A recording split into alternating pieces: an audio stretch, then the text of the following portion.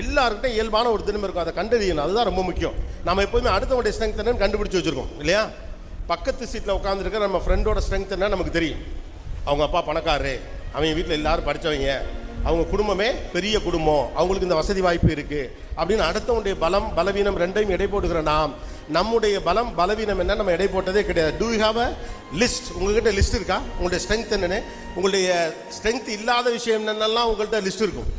நம்ம ஏழை, நமக்கு இங்கிலீஷ் பெருசாக வராது, நம்ம படித்த ஸ்கூல் சின்ன ஸ்கூலு, பெரிய படிப்பெல்லாம் நம்மளால் படிக்க முடியாது, நமக்கு இங்கிலீஷே வராது, இப்படி பல்வேறு விதமான ஆகாத எதெல்லாம் நடக்காதோ அந்த நெகட்டிவான லிஸ்ட்லாம் உங்கள்கிட்ட இருக்கும். ஆனால் உங்கள்கிட்ட என்னென்ன ஸ்ட்ரென்த் இருக்குன்னு யார்ட்டையா லிஸ்ட் இருக்கா? யோசிச்சு பாருங்கள். ஏன் யோசிச்சதில்லை? நம்ம பெரிய ஆள் நினச்சதில்லை. நம்மளை பற்றி எதுக்கு விளக்கமாக, அதுக்கு எதுக்கு பட்டு குஞ்சம் அப்படிங்கிறது மாதிரி அப்படி நம்மளாவே நினச்சிக்கிட்டு நம்மளை பற்றி நம்ம ஒரு பெரிய உயர்வான மதிப்பீடுகளை உருவாக்குனதே கிடையாது. Who you are, how you ever recognise about that? உங்களுக்குள் இருக்கும் உங்களை நீங்கள் என்றைக்காவது கண்டறிந்தது உண்டா?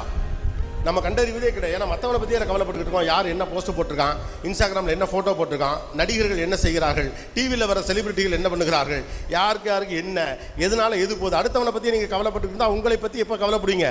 அடுத்தவர்களோடு பேசுவதை நிறுத்துங்கள், உங்கள் மனதோடு முதலில் பேசுங்கள். That's a first important thing that you need to do for your self.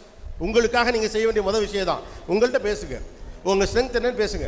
அழகாக ட்ரெஸ் பண்ணி கண்ணாடி முன்னால் நின்று கொஞ்சிறீங்கல்ல, அதே நேரத்தில் உங்கள் மனதோடு பேசுகிற மனப்பான்மையை வளர்த்துக் கொள்ளுங்கள். அப்போ தான் உங்களை பற்றின உயர்வான பிம்பமும் எண்ணமும் வரும். நானும் உங்களை மாதிரி வந்தவன் தான். அப்போ நீங்களும் இந்த இடத்துல வந்து நாளைக்கு நிற்கலாம். நீங்களும் நானும் வேற அல்ல. அதான் உண்மை.